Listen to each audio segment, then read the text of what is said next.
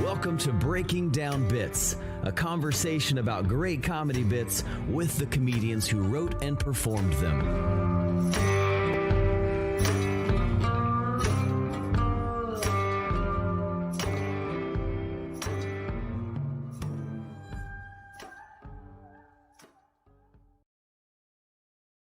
Hey, welcome to Breaking Down Bits. I'm Brian Jurden. What's up? I am Drew Jurden, and we are excited. Man, it's been season 2 has been exciting. Gotta say, thanks for hanging in here with us. Thanks for fighting through this weird pandemic and still trying to get better as a comedian. You know, it's not an easy time to do it, but hopefully these interviews and this time that we spend together and maybe hopping in the open mic on Tuesdays has been beneficial for you. I know it's been beneficial for me.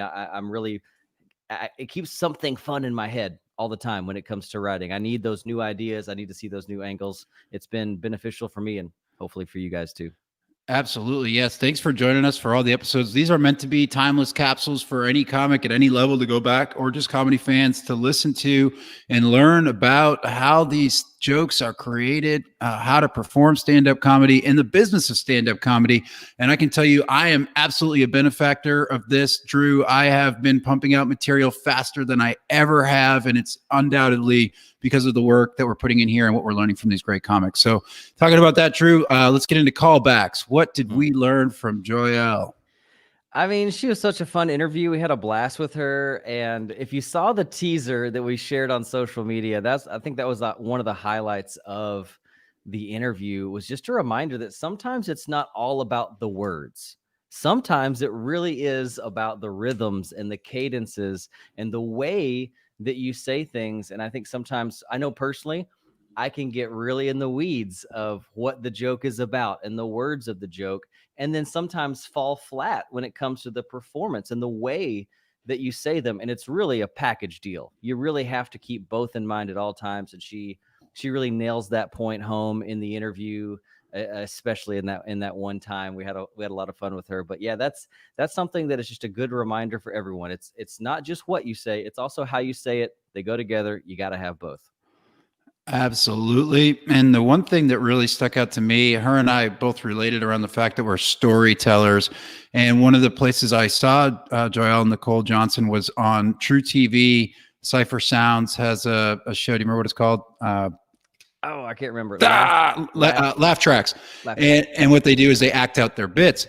And she talked about the idea that she watched them act this out, and she's like, oh, I didn't think about that would be how it played out. So I wanted to bring up two things about that. One is what she said, which is, comedy is truth meets exaggeration, right? So how exaggerated can your jokes be?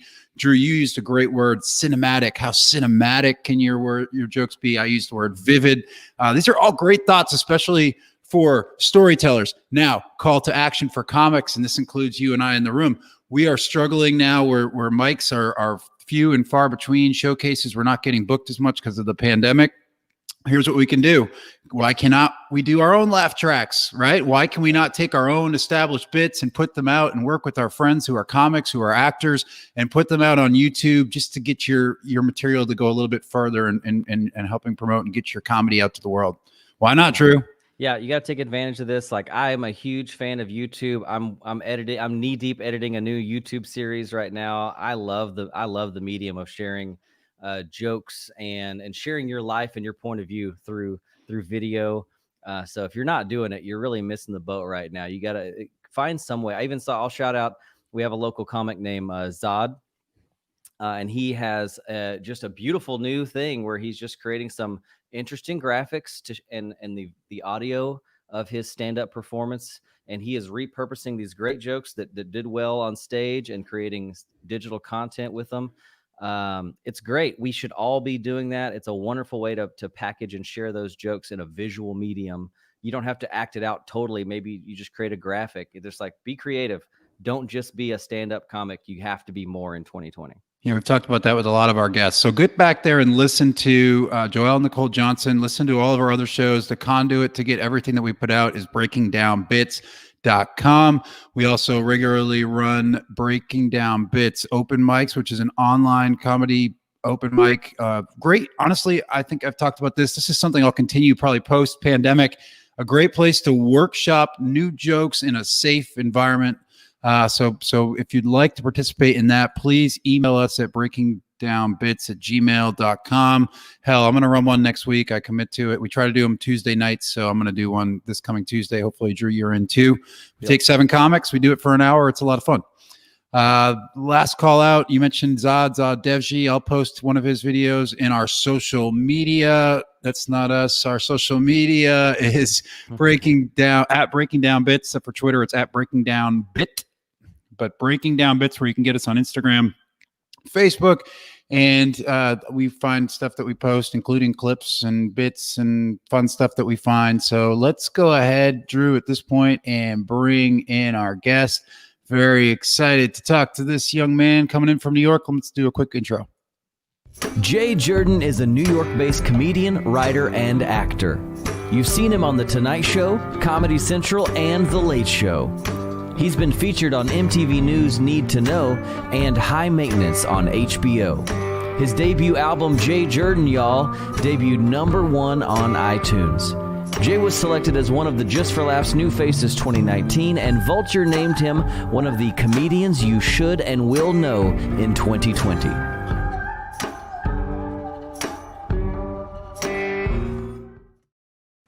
Jay Jurden, y'all. What's up? Hey, I'm so happy whenever Southern people say the album because it sounds right. I titled it that way so that New Yorkers and Northerners have to be like, Jay Jurden, y'all. I'm like, no, you didn't get it. You didn't get it. You didn't do it right. Try it again. I am from deep East Texas, and those words come so natural to my heart. It's just roll out like K-Row corn syrup. What's up? I'm ready for it. let me quickly put the album cover over here to I guess Jay's right. That's you as a child, I imagine? That is me as a child. That's a photo from my home. My mom had to send me that actual picture, and then I scanned it and I sent it to Comedy Dynamics. It was gonna be like an homage. A lot of rappers do this for their first albums, and a lot of comedians too, because the skill sets kind of cross over. You'll be like, okay, for the first album, baby picture of me. I think the most famous one is like Ready to Die, like the Biggie one. Mm-hmm. But like, you're like, if you have a fun, cute baby picture and you don't necessarily know what you want to do for an album and you don't want to spend money on album artwork, like that's the way to go. We're already learning, Drew. Noted. Yeah, absolutely. And that's a baby picture taken in Mississippi. You grew up in Mississippi? Grew up in Mississippi, born and raised. Didn't leave Mississippi permanently until I was in my late 20s. Okay. Well, I went Mississippi, Alabama, and then left the South. But it was like, I was there. I never left. But you started doing comedy in Mississippi? The first time I ever did anything akin to stand-up comedy was in Mississippi. In high school, I wrote sketches. It was like the first time I was ever given the opportunity to write sketches. And then in college, because of my theater degree and because I had a really, really cool professor by the name of Rory Ledbetter, we had a stand-up section. So we had a section in my theater degree where we studied stand-up for a couple of weeks, and he knew I really liked it. I was so obsessed with stand-up and with sketch and with just like comedy as theater that like a lot of times the notes I'd be given in my theater class would be like, well, Jay, maybe don't always go for the laugh. And I was like, what is this, a funeral? And they're like, yeah, it is. This is a funeral scene. Someone's dead. Also, Ledbetter, the most Mississippi name I've ever heard. Oh my God. Yeah. Shout out Rory. He was a professor at Ole Miss, and he still is. He's very good. He taught me a lot of like basic steps from the formulaic comedic standpoint to like even the idea of like having a stand-up persona that is in line or in the historical tradition of these people. Like, this is an example of this stand-up persona. It's when I realized I was going to be observational and autobiographical in comedy, and then part of that for me was like, okay, well, what's that mean as a Southerner, as a Black person, as a queer person? Where do all those things like line up? So that's the first time I ever did stand up. And I had 2 opportunities to do like kind of stand up shows in Oxford, Mississippi at Ole Miss. And then in Alabama, because I had like another badass kind of teacher, Seth Panich, who was from LA, and he loved stand-up. We had a stand-up section, but this time in that stand-up section of my master's degree, we had to study a stand-up, and then we had to transcribe their set. I chose the prior set where he was like talking as the African animals. He was like the cheetah, where he's like, like where he was like making the animals blacker. And I had to write it down, do it as a monologue for the class. And then my final project for Allison Hetzel, another one of my instructors, she was like, Jay, what do you want to do? I was like, I want to have the basis for a one-man show. And so I did it. I studied. I like wrote down a bunch of autobiographical stuff because it was the first time I was going to address some stuff in that format. And so I did it. And it was 2015.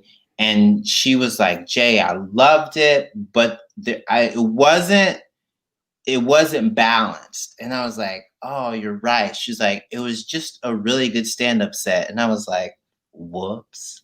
And so that's when I was like doing stand-up. And I had done stand-up kind of like as a dare. I wrote a lot of the parodies and a lot of the sketches and a lot of the roast jokes for my undergrad stuff and for my grad school stuff. I wrote parody songs. I wrote parody raps. And so from a brain standpoint, I was like, okay.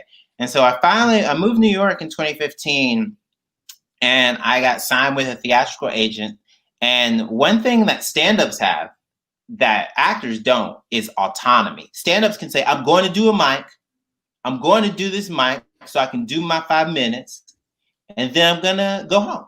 Actors don't always get to say, I'm going to go do this monologue in front of people. You have to pay for a class, or you have to like be in a workshop, or you have to sign up for something. So there's an ability to self-generate and self-create and promote and like build community with people as a stand-up that you don't have as an actor, specifically in New York as a stage actor who doesn't sing. So that's the thing I loved when I discovered it. So I went to freemics.com like everybody else, went to mics, and then I had one really cool opportunity, a bar that has closed down now, but the first time I ever felt like I really like got to do good stand-up, it was at a gay bar in Hell's Kitchen called Vodka Soda Bottoms Up. My friend was hosting a show there that was a weekly show. And he like said something on Twitter. He's like, I'm looking for comedians. And I was like, I'll do it. He's like, you do comedy? And I was like, yeah. And I did it. And it's a set that's like, okay. But I was so happy that like I got to do like a 15-minute set there that I was like, okay, this is good. And then I just kept refining. I was insatiable. One time he asked me to do it, and I was like, yeah, but I want to either do more time or I want to do like a panel section with you where we riff on current events. And like, you know how like when you like stand up, you start to become obsessed. It's scary. It's all you can think about. So I'm being a personal trainer at 2 gyms while doing this. And I have like an agent that does not believe in me because they're a theatrical agency. So they don't like any of this. They're just like, I guess, but you need to go in. So nothing was going the way I wanted it to on that end. But with stand-up, I was having a lot of fun. So I just kept doing it. Wow. Well, it sounds like you had like the right start, right? Like you kind of were in this from the start. You were interested in creating parody and comedy and stuff as a very young person before you even did stand-up. You were creating all the time. Yeah, I went to a performing arts school when I was 12. The first time I knew I wanted to like do something funny for other people, I was like 11, and The Nutty Professor came out. I watched it with my family. I came back to school the next day, and like there's like the clumps scene at the table, and I did part of that scene for my friends, and I was like, oh, this is fun. And so that would have been the spring, I think. So then my mom asked me, she was like, what do you want to do next year? I was going from 5th grade to 6th grade, and I was like, I want to audition for theater. And she's like, okay. And so I auditioned and I got in, and it was fun. So you know what's interesting? Drew and I, you went to college, right? I went to college. Yeah, I'm shocked, but no, I went to Ole Miss in Alabama. That's whenever because people up here, they'll be like, oh, I went to college. They'll be talking about Dartmouth or fucking Penn or like Princeton. I'll be like, no. I went to a minor league football school with some college classes attached to it that were optional. But that's right. But what I was going to say was you're the first person on the show and really that I've talked to in comedy that isn't like, I went to college and now I'm doing comedy. You're like, I went to school. I got graded on stand-up projects. I wish I knew about that. I would have went to Ole Miss, man. But that's terrific because a lot of us are like, our parents are really like this thing where like our parents will be disappointed because they like we're not amounting to what we set out to be. You're on the path, man. And so you're actually using your college degree in 2020. Yeah. How? Yeah. Oh, I think it helped me look at stand-up in a way that was like easy to categorize. I was like, okay, this is what I want out of stand-up.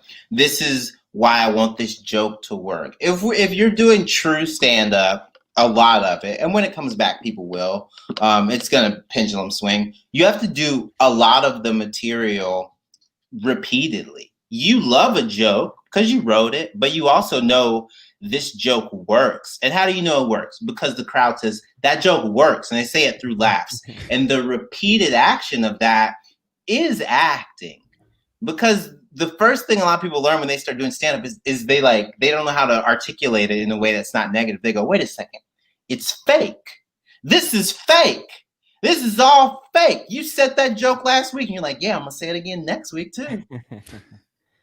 Well, one thing I'd like to get into when we like to talk on the industry side of things is your first breaks. So what, you made this move to New York. Why the move? And when did you decide to make that move? And what really got you from being a local comedian to kind of on the stage of this nationwide platform that you have today? Okay, thank you, Drew. So I learned how to do comedy in a very hard place to do comedy. It's an easy place to get started in comedy. The skill level starts to like creep up on you very fast. And so what I had that one-man show that was close to 30 minutes. So I had 30 minutes of material that I could just like refine. And it was like you boil that down, it's like greens. Like then it's 10 minutes. When you put spinach in a pot, it's like that. You go, wow, man, it's a whole bag. Wait a second. It's not a whole bag. It's just like that. So I had that. I also had a very unique POV, and I knew who I was. I was in my late 20s. And the biggest break for me is I was going to a mic. Two things happened. I was going to a mic, and they said, oh, sign up for this bringer show. You're doing really well at this mic. We like your stuff. You definitely are very, very comfortable on stage. And I was like, it's because I've been doing this since I was 12. They said, you should do this bringer show. And I was so lucky because people had seen my Facebook post and my tweets and like 2 articles in McSweeney's. 2 articles in the New Yorker and 1 article in McSweeney's, and they're like, oh, Jay's funny. And so I had enough people that went to this show at Broadway Comedy Club that I was able to perform, because under a certain amount, they would have put you at the end and not given you your tape. So I performed really well. I got a residency from that. And that's in that same like 2-month period. I went to another mic with a friend of mine. They were like, oh, come to this mic. I kept going to the mic. I really liked it. It was the Comedy Mob mic at the Gristly Pear. And then they said, we're going to do a competition, Jay. And it's only for people who are like kind of newer. Do you want to do it? And I was like, sure. And I won that one. And the person who became my agent saw me win that put me on 2 other show. It was like, you should do these 2 showcases. One of them was up in the Bronx. They like, I was so worried it wasn't going to go well because I was like, man, I don't know how. I don't know what's going to happen. And it went really well. And they saw me on another show at I want to say New York Comedy Club randomly. And they were like, oh, I think if I get this promotion, I'm going to push to sign you. And I was like, as what? And they're like, as a comedian, do you want me to push to sign you? Do you have enough material? I was like, yeah. Because I won that competition in November. And the next summer, part of the deal was like, you do an hour for this other club. And I was like, I got an hour. And I had it, but I also like was mapping it out. I have like this picture of me and my friend Mike Lasher. We were like renting a WeWork space, got a whiteboard and like storyboarding my hour. So I always approached it kind of theatrically and kind of academically. I was always like, okay, I can do this. So those were the 2 big breaks. And because of those breaks, everything else I feel happened. Like everything else after those 2, because those 2 places where people saw me the most and where I got some of the best tapes that I submitted to NACA and to Stand Up NBC, and NACA and Stand Up NBC set me up for the other things that happened. Very awesome. I mean, it sounds like one thing that always comes up is like everybody who ends up being at least majority we've interviewed has won some sort of local competition. It's like they're always these guys who guys and girls. But Drew, also here's like a trick. There are like a lot of competition. It's like sometimes someone could be like, they're a winner of this festival, and you'd be like, when was that festival? They'll be like, it just happened. You'd be like, when? They'd be like, this afternoon. Okay, so now I'm going to start my own festival competition. Exactly. I'm the winner in my credits. That's the perfect thing to do.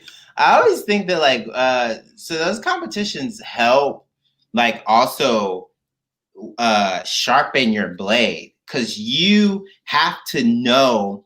I was very lucky that I always knew what I wanted my closers to be. The first time I hear a closer or something that could potentially become a closer, because I'm working on like 3 new ones that have that energy for like the new stuff I'm working on, I'm always like, okay. I just like, I take the information I got from the mic or from the crowd that first heard it, and I go, oh, okay. Okay. Okay. That one's moving further back in the lineup now. Gotcha. I know exactly what you're talking about when finding closers. I find finding closers is easier than finding openers. Oh, yes. Finding closers is so much more fun and rewarding too, because it's the release. The opening has to be good enough that they listen, but also you can't blow your wad. It's like an opening salvo. It has to be aggressive. It's like, okay, like sometimes the first play you call on like Madden and people like, what was that? You're like, I was trying something new, y'all. I know how to play this game. You're like, okay, you say so. All right. You can't really do a play action if you haven't established the run, Jay. I don't know what. Yeah, fake punt. What are you? That was first down. Yeah. I'm terrible at Madden. Gosh, my roommate was a football coach, and he would just route me every day in college. You're like, Drew, want to play Madden? Fine. Yeah, but and we spent a lot more on writing on the second half. But I love what you're saying about the contest. I myself have won a contest, but it's funny and kind of like what you're saying. There was like, if you had done pro comedy, you couldn't enter, so it's like all new people, and I'm like, oh. And then I'm competitive, super competitive. Good. And so I'm gonna put in the work, which is really the key, right? Not just being competitive, that's not enough, but then crashing mics as many as you can get to for the weeks leading up to it. Oh my God, yeah. And just going in with the mentality like, I'm gonna win this, or I'm not gonna win it, and everybody's gonna say I should have won it. Those are the 2 outcomes. Brian, that is the energy. Oh my God. So there was one competition I won't, but I did a showcase. It was supposed to be like a new talent showcase, and the person who won, they had done Letterman, and I was like, that's not what? I was like, that's not allowed. That's crazy. So it was definitely one of those situations where it's like, okay, you don't win, but you want everyone there to be like, wait a second, who was that? I like the idea of comedy autonomy and comedy anonymity. Autonomy is you saying, I'm gonna go do this by myself. I don't need someone else. I'm the product. I'm the writer, the editor, the director, and the producer of this. Let me go do it. The second, that's autonomy. Comedy anonymity is you walking in somewhere and people going, I don't know who this dude is. I don't know this dude. I don't know anyone. And then when you walk out, they go, oh, I love that dude. Who's that dude I didn't know? You want the anonymity because the stakes are lower. No one expects it. And you can almost sucker punch people. It's when people go, Jesus, who is this? Jay, I love that. Comedy anonymity, Drew, is what we strive for because we are absolute nobodies. And so that's all we got, man. That's all we got, man. I mean, yeah. Listen. It's such a relative term because as you move up the ladder, you still realize that. Like you go from being like the person who everyone knows at this club in New York, you literally go 2 doors down, and I'm like, I went to someone was like, you want to do the show at the Cellar real quick? And I was like, yeah. I was just like, well, I was in the Village and I saw people I knew, and then I saw a comic I knew, and he was about to do a show. He's like, I'm pretty sure one person is going to drop out and be like, do you want to be on the show? And I was like, yeah. And so like performing at the Cellar, to me, that's my Madison Square Garden, because that's it. That's the Acme. That's the Mecca. That's the ceiling for where you can perform. It's the store in LA, and then it's the Cellar in New York. And so I was like, yeah, but don't nobody know me at the Cellar? They know me a little bit more now because of a few things, but like, I'm not past at the Cellar either. Like there's still so many steps that everyone has to take. Yeah, no, we live that every day. It is nice. Sometimes I think about that when it comes to when I watch someone's special. I'm like, okay, if they're a well-known comic, in my head, you kind of go, you got to remember, this room is packed full of people who know this comedian, who understand their sensibility, their personality, and you can't compare yourself in a bar show with what's happening in that room. Like, these are different worlds. Okay, these people don't know you. That and you know, comedy tonight. Like, Drew, you also don't get the option to be like, okay, let's get that second one for pickup at a bar show on these specials. Because on the Comedy Central 30-minute special, you do like 45 to 50, and they go. Yeah, I think you do like usually 40, and then they go. Get it down. Yeah. That's a luxury one day that I hope we all get. Oh, hell yeah. Until then, it's just slugging through it and trying to bring the A game and create as much funny as you have to create attention. Like you have to draw the attention in first before you can even get the funny going at these bar shows. But that's such a good skill. And Southern comedians have an advantage because our go-to is charm, accessibility, affability, being affable. You know, up here, people are like, I don't give a fuck if you don't want to be here. And like down, like in Houston, people like that's, first of all, more people in the South have guns. So if you start shit at a show, okay. Okay. People fight. Like people saw that clip from a comic getting beat up in Huntsville. They're like, "Oh, do they always fight?" I was like, "If you talking shit, it might happen. Why are you surprised?" That's true, though. I think there is I always joke. So I grew up in a super Christian household in the South, and I say that's why I'm not great at crowd work. I can't just be mean to people. I can't do it. It's not in my DNA. I have a really hard time being like, that shirt looks pretty great, man. Good choice. Yeah, we had Sarah Tiana on here talking about roast comedy, and Drew and I did a roast with each other, and he was toast. It's not. and I live in Houston. Okay. Yeah, no. And I live in Houston now, but I'm from the Northeast, and like Jay, I get it, man. It's hard up there, especially in New York. My wife's from New York. I get it. Well, also like roast comedy, there's like this little corner of like roast comedy, like Comedy Fight Club, and like when roast comedy got super popular on Comedy Central and then on True TV a little bit too. So like when you roast someone or roast something, that skill set is almost such a specialized skill set. You're playing a different version of the game. Yeah. Because you want to like needle it and like fix it. Whereas like with your set, you don't always need to be there. So it's like it's a very cool specialized skill, but then you have to be able to flip that switch on and off in your brain. I like being roasted. It's a great way to farm new material. Because you have the luxury of knowing who you are early on, which I was, when you said that, when you're like, I'm going to do observational, I'm like, what? How did you get to start like that? Most of us have to figure out who the hell we are. Oh. And we don't learn it until we get on stage, and we kind of like, oh, that's who I am. But when you're roasting, they're like, this is exactly who you are, and this is why it's funny. So it's great. We should probably turn the corner and start talking about a little writing. Oh, sweet. We like to ask the really broad, open-ended question. So answer however you feel. But how does Jay Jurden write comedy? Oh, this is how I do it. I talk to myself a lot. I mumble in my house all the time in the shower. My boyfriend usually knows that's how I'm home, is if I'm like talking, if I'm like repeating a bit. In the shower, I'll go like full volume. But if I'm like here, I'll be like, okay. If it like comes to me, and then I try to put it down either on my phone, and then if it's in a notebook, then that means I'm like trying to look at sequencing or something. But if I can put like something I write down in my phone, like that's like me saying, okay, this can work. And so like I'll have my notes app and I'll write stuff down. Some things have come from tweets and they ended up being in my brain first.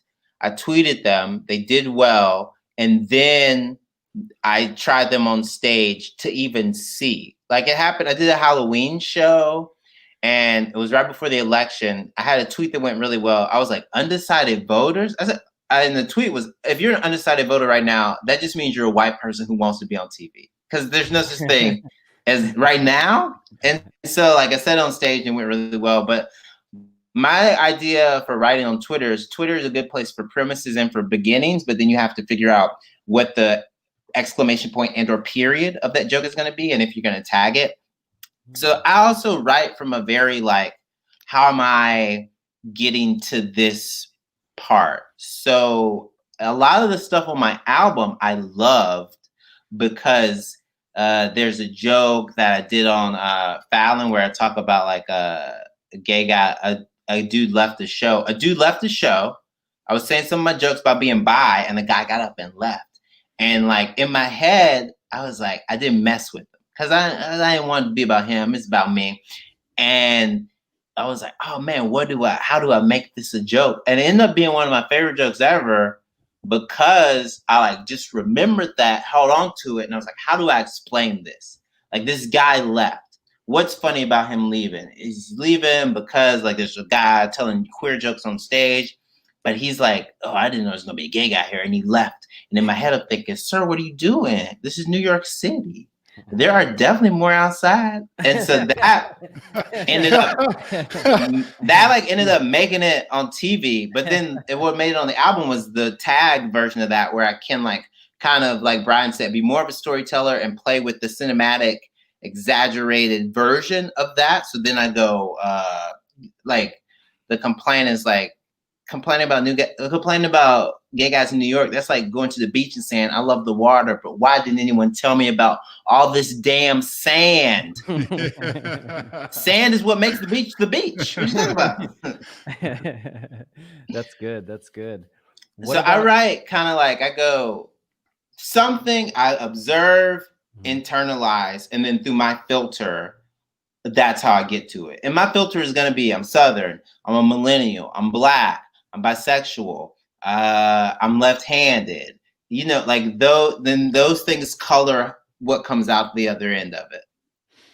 And Drew, before we move on to the next piece. The one thing I've been finding lately is I'm writing longer sets. So I've probably got 30. To your point, that you boil it down and bring it to New York, it's like 5. But no, it'll probably be 15. But yeah, I get my 30. But like what's happening is jokes are compounding, and I'm having these experiences in show that I can now talk about as jokes, which is what you just talked about. You know, the guy's got the same tattoo in the crowd, and we had an exchange. This girl called my joke. You know, she said it was offensive, and then we had an interaction. Those all become new jokes, and that's over time you have a collection of those, which strengthens and lengthens.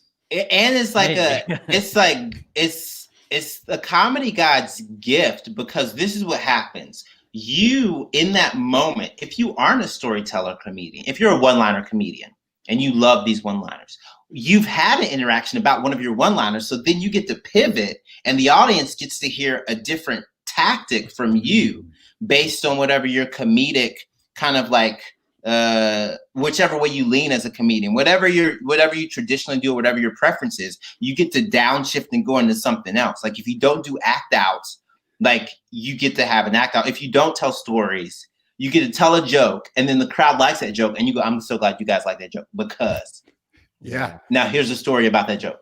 People, I feel like as an audience member, I like that stuff. I feel like I'm getting an inside, behind the scenes look at this person's life, and I'm getting to know them better through that experience. Like you're a joke nerd. You're a joke nerd now. That's the difference. You know. I'm like, tell me more. Oh yeah, it's fun. The next question we kind of get into is, how do you prepare for a set?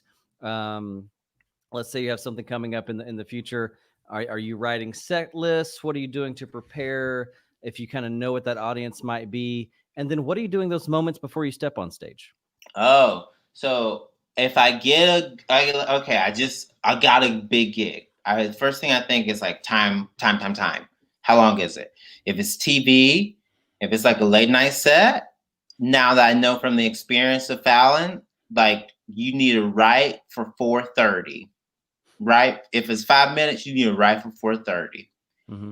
Because if the stuff is that good, then you're going to be around 450 and some change if you just give it for 430 or even like 420.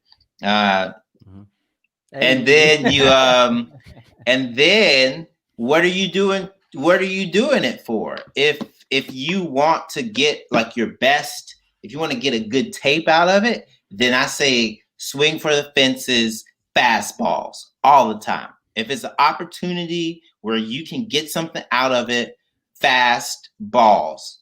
And so that means the mics you do before that are for repetition, not for creation. And so then you're saying, I know how this works. I'm wrapping my brain around these words and making this like perfect. It's rehearsal. If it's longer, then you go, what story do I want to tell? How do I want to end and begin this? Like, where do I want to go?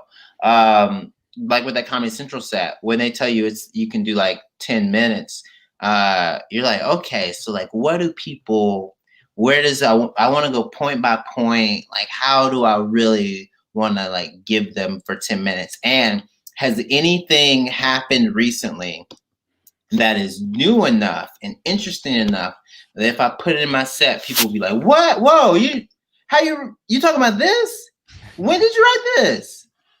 How can I figure out something super new to put in if it's like a longer set? So then I write my set list out, probably using keywords instead of full sentences, and I run that on whatever shows. That's when I call in favors. I don't usually call in favors.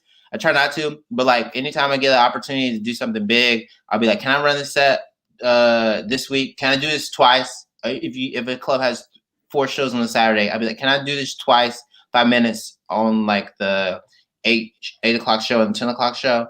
And people usually be like, oh yeah, you can do it.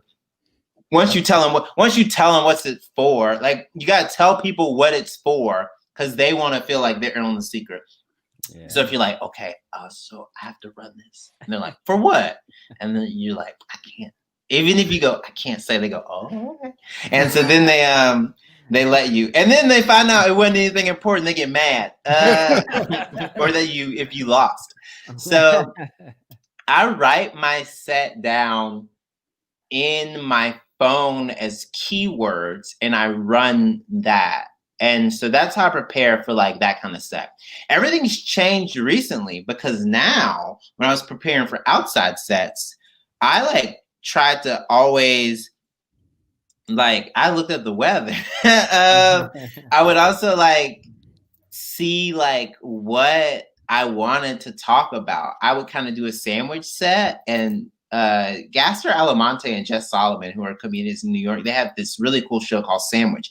And it's, you do old stuff, then in the middle, you do your newer stuff, and then at the end, you close strong with your old stuff. And that's why it's called a sandwich set. And I think it's one of the smartest ways to do comedy, because the audience goes, that the audience hears your good stuff at the beginning, they like you.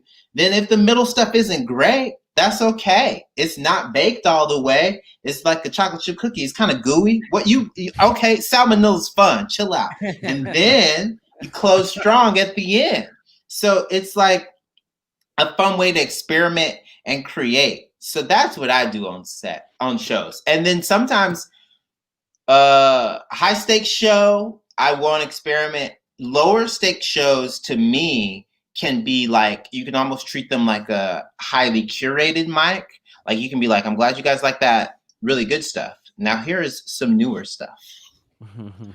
And then he kind of slipped it in there, but just moments before you get on stage, you have any rituals or anything you're doing? Oh yeah, I get up and move. I walk around a lot. I walk around, I move. If I have a physical action that I'm going to do on stage, I'll do that. This is like kind of actory training stuff. I will do that movement and or that motion to make sure I'm doing it right. Like I had a joke recently that I'm very happy with, that it has like a kick. And part of the reason the kick came along is because people were like, oh man, I don't like Zoom shows. And I was like, were you kicking a lot? Why don't you like Zoom shows? Were you a big lower body comedian? What was happening, dog? Is the Starbucks kick that we're gonna see? Yeah. No, so it wasn't the leg up. It was the there's a newer joke where I was like, it's hard to be wealthy now. Like being rich is different. Like if you're wealthy, that is generations of money that's accrued. You can't be wealthy unless your great grandfather was like, Native Americans, nope. And I do like a field goal kick. And he's punting a baby is what I want people to know. But it's like that's an actionable thing that I want to be ready for that on stage before I do it. So I'll do that action, and I'll listen to music. Yeah, you stretch out. I'll listen to music. I try to listen to something fun, upbeat. People always ask me what my interest music should be. I always say Mo Money, Mo Problems. Mo Money, Mo Problems is a song. If I hear it in a club, I get happy. So if I hear it on stage, I get happy. So that's it. So if anybody asks what Jay's doing before show, he is listening to Biggie and air punting babies. That's right.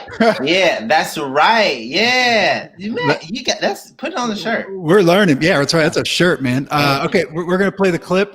This is that Comedy Central piece. Anything specific about that day that you wanted to call out? Yes. So this was a testament to my patience. So there were two shows that night. It was at I want to say Rough Trade in Brooklyn. They had brought in another audience. There was a show before that one with comedians. So they filmed all this in one night. And I was like fourth. I had a good spot on the lineup because I wasn't first. I was like fourth, and I just got in from Chicago. I did Zanies the day before, and I just got in from Chicago that day. And it was kind of like one of those things where you like run around all the time. And I felt really good because I was like wearing that cheetah print shirt. And so I was excited. It was very exciting. You're feeling yourself. All right, let's play the clip. Yeah. Something recently happened to me that I feel like we all can relate to. I'll go ahead and say it. My boyfriend wants to adopt a pet raccoon. Yeah. I like telling people that early on in my sets because it lets them know 3 things about me. Number 1, I am queer. Number 2, in a relationship. Number 3, it's interracial.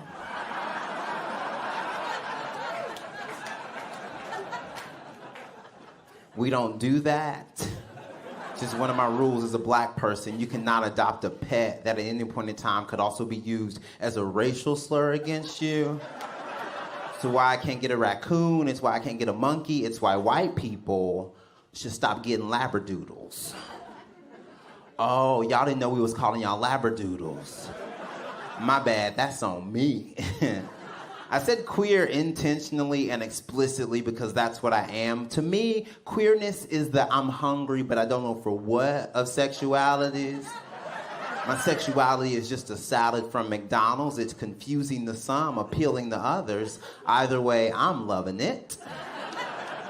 You know what? Maybe I'm bi. Maybe I'm bi because I am attracted to very feminine men, but I'm also attracted to very masculine men. I recently told a guy at coffee that information. I said I identify as bi or queer because that's more honest and reflective of my sexual and romantic journey. But if you were to call me gay, wouldn't get mad. Gay is not a bad word. In fact, sometimes gay is just easier shorthand for straight people to wrap their brains around. When they don't want to have to use the terms we come out with every 3 months to categorize, quantify, and qualify sexuality. And he said that is a lot to write on one cup. And I said, you right, my bad, homie. My name is Jay, and you guys, he still got my name wrong. He just wrote gay on the cup.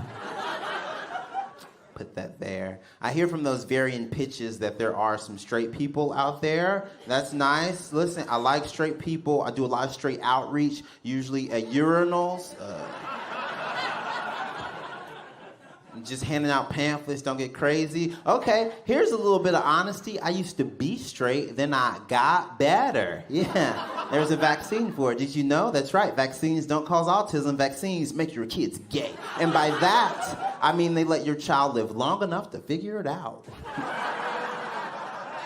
Thank you, because last week I did that joke for what I can only describe as a very pro-polio crowd, so... Between you and me, I'm just happy that joke still has legs.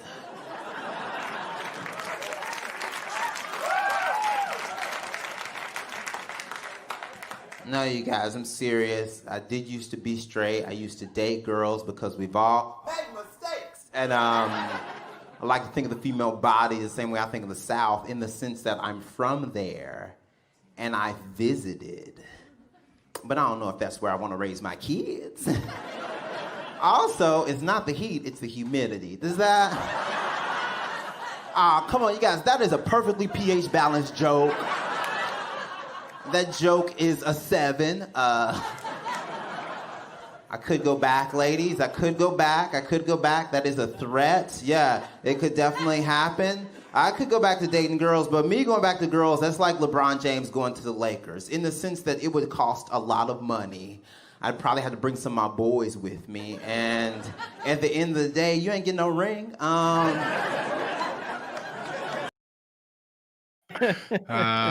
that was He wrong. won. He won. He got the listen, LeBron. I wrote that joke, and there was another tag where I was like, "It's like LeBron James going to the Lakers," because he's already gone to the Lakers.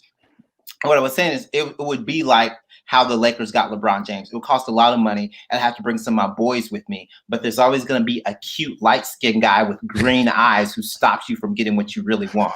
And that was going to be about Steph Curry. But I didn't think it. So what it made me want to do is write a joke about how Donald Trump is going to live a long, healthy life. So then hopefully that one ends up being wrong too.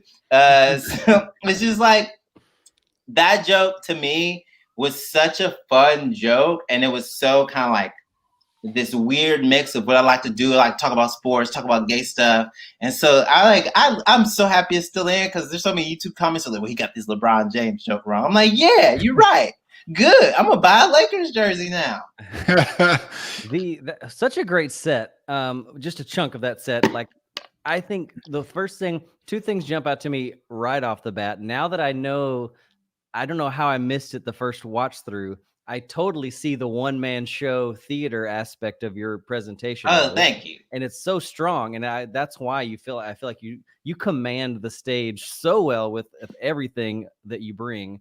And the word economy, you like squeeze every second of that time is working for you, whether it's squeezing those tags in or working the silence. Is that something that you think a lot about, or is that naturally just come to you? What's going on there? I like to play with speed. I like to play with like fast, slow, normal. Because if you ever give me a note, usually the note is Jay, you can slow down. So then I have to go. There's power in like space and not speaking and like playing without the ball, as it were. That's what they called it whenever you were acting, and either you didn't have the line or like you had the camera but you didn't have the line, and it's like playing without the ball. It's like, can you figure out how to occupy this space and make it still important? Gotcha. And so I always wanted my shows and my sets to be strong, not just when I was talking. So like every now and then, if you have a good enough premise, or a good enough tag, you can like get I mean, I love that applause break because it's one of my favorite jokes, and it's kind of rooted in what you said, Brian. It's the vaccine joke came about from like 2 different shows where I had a joke where I was like, I used to be straight, then I got better. That's right. There's a vaccine for it. Did you guys know? Vaccines don't cause autism. Vaccines make your kids gay. And that's like that's me making fun of Alex Jones. That's me making fun of anti-vaxxers. That's why my voice, I go into the Alex Jones voice on that. And then one time I did it at a show and people didn't like it. And I was like, y'all must be a pro-polio crowd. Y'all ain't eating up my vaccine joke. And so then I was able to put that into every set afterwards. And then I was able to add the tag. Like, I think I thought of the tag. And the tag I'm just happy that joke still has legs. It came to me one day and I was like, that's done. I'm not touching that ever again. I love it. And so like, that's one of my favorite sections, and a story behind the opener. That opener is only in that set. It's not on my album. It's not anywhere else. I like that opener, but it's so strong that it gives away a lot of other jokes that it only could be used for something like that. And I wanted to save it for Comedy Central. I knew when I chose that opener because I saw what they did the year before with like the Comedy Central featuring sets in Brooklyn. And then I saw the whole summer when they did it in LA. And I was like, they're using memes. They're turning some of these jokes into memes. And do you have a joke that's a good enough meme? And I was like, yeah, I have one. I just don't. I didn't put on the album because it works as an opener that's super strong, and that's it. And it's almost too strong of an opener because it gives away a bunch of stuff about me. And unless I'm doing just like a 10-minute set, it's not worth giving it all away at the top of the hour. So I would never do that joke.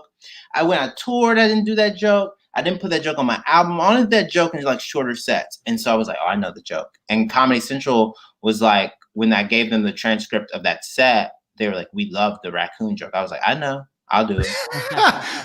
You bring up something that we hear quite a bit, and something that all comics can benefit from is preparation, understanding what the expectations are of the, how is this going to be used? What is the audience like? What is the room like? Whatever research that you can do can help you, as opposed to just go, I'm going to do my thing. I'm going to show up and I'm going to be funny. Well, yeah, but if you want to show up your best, there's some other elements that are going to be in the room, whether it's audience or other things that you can play with. And for you knew that Comedy Central was going to turn these into memes and things like that. So that played well into that particular setting. So that's the things we need to be thinking about approaching a set. Oh, yeah. And it was a fun joke to open with too, because it is such it's like a silly joke about race that I think is like soft enough that no one gets weird, but it's like still funny. Like, and part of it is because like my boyfriend, he really does love raccoons. Like we've been together for a very long time, and he's always like, if we ever, I was like, that'll never happen. He's from Huntsville, and Huntsville's minor league baseball team. If you guys know anything about minor league baseball teams, they'll have stupid, silly names. Yeah. The minor league baseball team in Huntsville is the Huntsville trash pandas and their raccoons. Like he loves raccoons. He follows raccoon Twitter accounts. One time he started crying because I was like, oh no, what happened? I was like, oh, something happened. I was like, it was like one of those things where I was like, oh no, something really bad happened. I was like, babe, what's wrong? And he said, it's a picture of a raccoon. And I was like, I can't, man. I was like, I don't listen. Maybe Leviticus made some points. I cannot date men. I love that you bring up. So I haven't heard anyone else have this problem before. So on a personal note, I have a problem with revealing the punchline to some jokes. Other jokes negate it too early and mess it up. And I've always struggled, and I have a bunch of jokes. So long story short, I have a bunch of jokes about how I got divorced and my wife kind of became a lesbian and bi afterwards. And I have a lot of jokes about it, but I have to be careful how I reveal. Yeah. Because if I reveal too much, it just wipes out 3 or 4 of those jokes are just unusable because the audience is like, okay, yeah, now you're just beating a dead horse. Like, why? Drew, I feel that shot selection or joke selection, when it comes to where you put what, can make or break a long set and make or break a short set. So you're spot on. And whenever people don't realize that, then they aren't living truthfully and honestly in the moment and responding to, like, the audience will tell you. The audience will be like, oh, it's when you get diminishing returns on a joke instead of it being like a huge pop. You're like, oh, okay. Oh, okay. So I have to say this. It's tricky because if I do those jokes at different places, like this will get a pop, but it won't get a pop if I do it after this other one because I've already broken the seal. So I like that, and I like the term shot selection a lot. That it is. I like. You gotta save it. I saved that joke. If I would have done that joke on TV, for another thing, if I do that joke on tour, it just like takes away so many other jokes because I have a joke about like that reveals my boyfriend's race, that reveals the fact that I'm like in a queer relationship. And so like it's not always worth it to go into it first because you think, oh, big pop, it saves it, but it's like, no, it doesn't, because I might need this. So I think save it for your Comedy Central set. Yeah, Drew. That's a good idea. So does that mean you stick pretty closely to a set list? Do you, like a lot of comedians like have the set list and they kind of say, yeah, the first and the last and everything in the middle is kind of wherever it happens. Does this mean that you stick tighter? I stick very tight to a set list when I get a check. If someone's paying me to do something, I treat it like it's a script. Okay. Like as a comic, you're going to be your own script supervisor. You're going to be the person who says, say this the right way, do it again. Whenever I would coach people, whenever I was a acting coach in grad school. So you got to teach kids how to act. Repetition was one of the things people hated I made them do, but it's the only way I can learn lines. It's like repetition. It's like, say it again, say it again, say it again. Cause you have to be able to do that joke with the laugh right after, and then go into your stuff and not be, you can find joy in your own material, but you need to be the driving force. That's like, y'all thought that was fun. Let's get to this next thing that we're about to do and still have fun and still smile and enjoy the material. But you can't be so surprised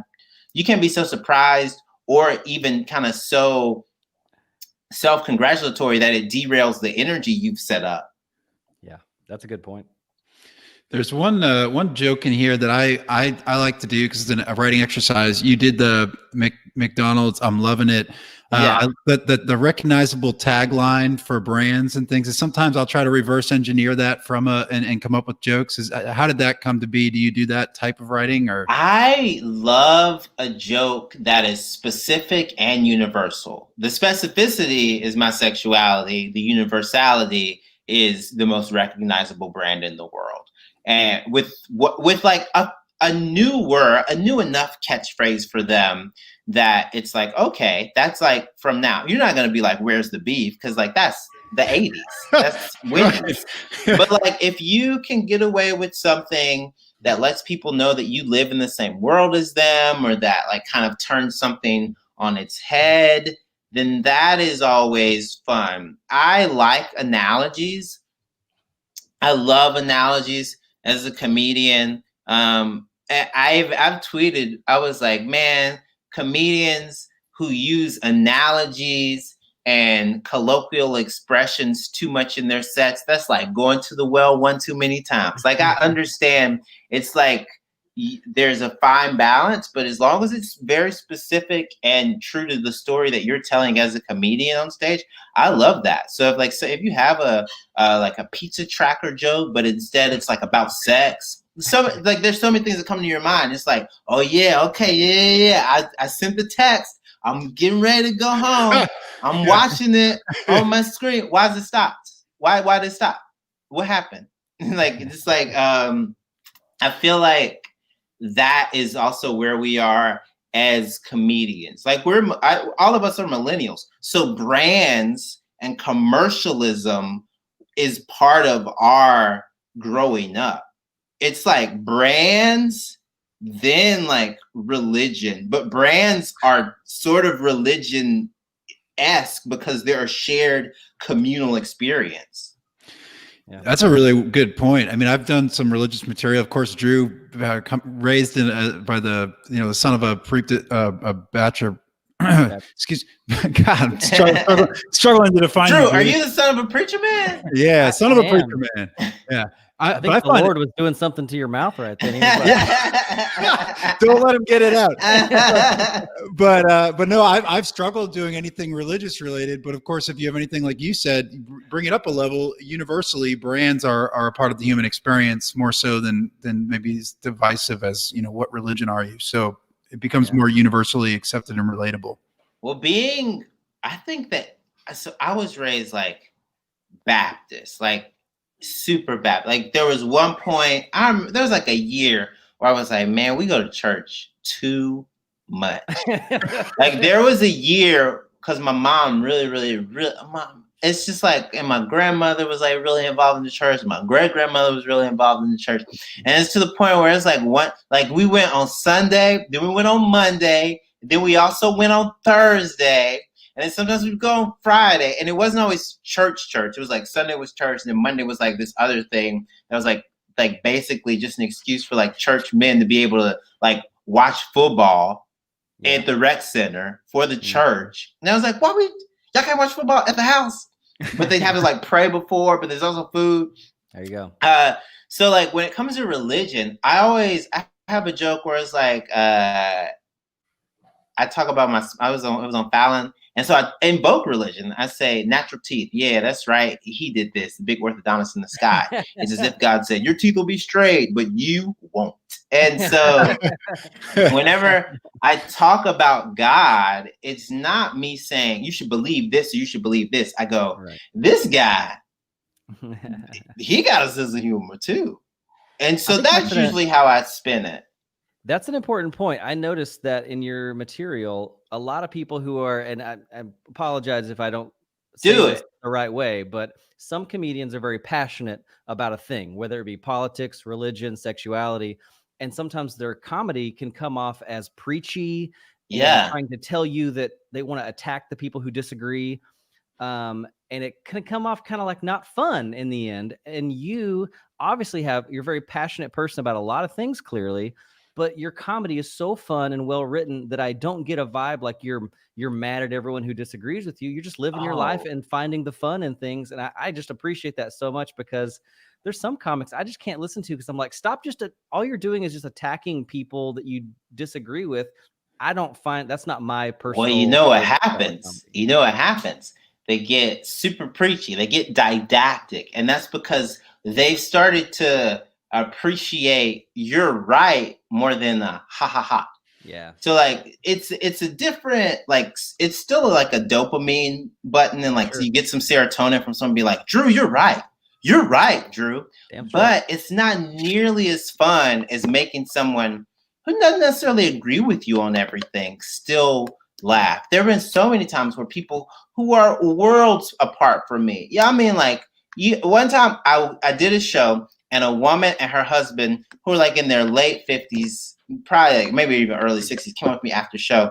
And they did that thing that happens sometimes. They're like, listen, I didn't think I was going to like it. But I liked it. And then they laughed, and I was like, so that means the threesome is still on? They're like, oh, you're very funny. Okay. I was like, all right. Fans for life now. Yeah. Yeah. And so then after the threesome, what happened was that, no, but I've had those people. One time I did a charity event for a lacrosse team that was raising money. And so I tell some of my jokes. I have a lot of sports jokes. I have a joke about how like, ESPN is just gossip for straight dudes. Like if you're a sports journalist, that just means because every sports journalist eventually is like, now you didn't hear from me, but girl, the trade deadline is coming up and somebody's switching teams. It's like all of that kind of stuff. I have a joke about like the NBA. I have lots of jokes about it. I had some really fun Michael Sam jokes. And so a guy afterwards, he was like, you like actually know sports? I was like, yeah, I went to Ole Miss in Alabama. Like I kind of have to. And he was like, man, it's really funny. So like, is the gay stuff, is that a joke too? I was like, nah, that's like pretty real. I was like, I ain't out here like hooking up with dudes for jokes. That's not. You're a method actor. Yeah. Let's do this, guys. We're gonna get into our last segment, Jay, if that's all right with you. That's perfect. Let me roll the creepy clip.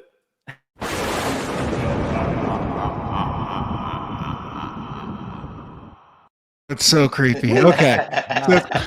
It's called Last Laugh, and here's how it works. You have one joke you can put on your tombstone to be remembered by. Jay Jurden, what would you put on your tombstone? What joke would you put? Oh, if I could put a joke on my tombstone, I would probably.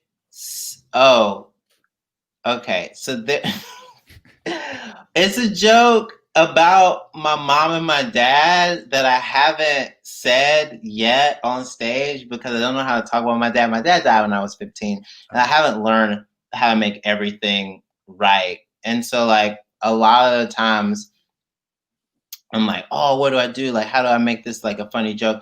And so the joke I have about them that I'm scared to do, and the reason I put on my tombstone is because I'll be dead and my mom won't yell at me. So the joke is I was kind of raised in a Christian household, but my parents were in an interfaith. They were in an interfaith relationship because my mom was raised Baptist and my dad was not faithful. And so that's and so that's one of those jokes where like I would be happy to put that on my tombstone because that means I'm dead and my mom can't yell at me. Yeah. All right, and then there's one more. Oh, I have a whenever I just really like my Black best friend face joke from Fallon where I say I have what's known as Black best friend face. Yeah, that's like the college. Yeah, yeah. It's pamphlet. Just like yeah, it's such a fun joke, and it's so just like light. I like right now, comedy can be light, but sometimes comedy is like super heavy. I was trying to tell someone a few weeks ago. I was like, man, I don't know if like my comedy is heavy enough sometimes for this era. Like sometimes people are like, you gotta get like mad. And I was like, but also some stuff is funny. We can be light. Like I'm not a comedian who's like, we need to storm the Bastille. Like in the French, like this is a joke I've been also working on where I'm like, during the French Revolution, like I don't know like what I would have been as a comedian. Like would I have been the comedian who's like, oh man, we need to sharpen these jokes and the guillotines. It's just like have you heard about Marie Antoinette? Apparently she gives terrible head. Like I don't know if that's me. I'm political in just like my being, but I don't want to get preachy. So it'd be like a light joke. That would, but yeah, it'd be like a lighter joke. Thank you for sharing, and we got an exclusive on the show. An exclusive your mom. It's nowhere. That joke is nowhere. Well, because Drew, And Brian, there's stuff that happens to you as a comedian, and like people are like, oh man, yeah, but you can't wait to use this. But I'm like, nah. I'm like, my dad died, and I don't know how to make that all the way funny. So I can wait. I've got so much of that stuff floating around. I mean, my dad's still alive, but I've got other things floating around in my head. Like I know these can be made funny somehow, and eventually you'll cross the analogy that just like, oh, that's the thing, right? So we always got our antennas up for that type of. That's just who we are as humorists, I think. Yeah. I'm gonna pop your website up, my man. Man, thank you. Want to share anything else that any place people can find you? Anything you want to put up to our people? You guys did an amazing job. Jay Jurden Y'all is available on all streaming platforms. It's a fun 48-minute, 15-track album. And you can follow me, reach out to me on Twitter and Instagram. I respond pretty quickly to things. I'm on Cameo too, but no, just support artists, support comedians, watch Zoom shows. Be a good Zoom audience member. Turn your microphone on and laugh. Turn your TV down in the back. I don't know. This is such a cool concept for a podcast. I'm very happy to be here. Thank you for having me. Yeah, Jay, thanks for doing it. This has been a lot of fun. You're obviously a fan of comedy and so many great things that we can take away from us. So thanks again. Oh, thank you. Thanks for your time, man. And we're out of here. I've been Brian Jurden, Jay Jurden, breaking down bits.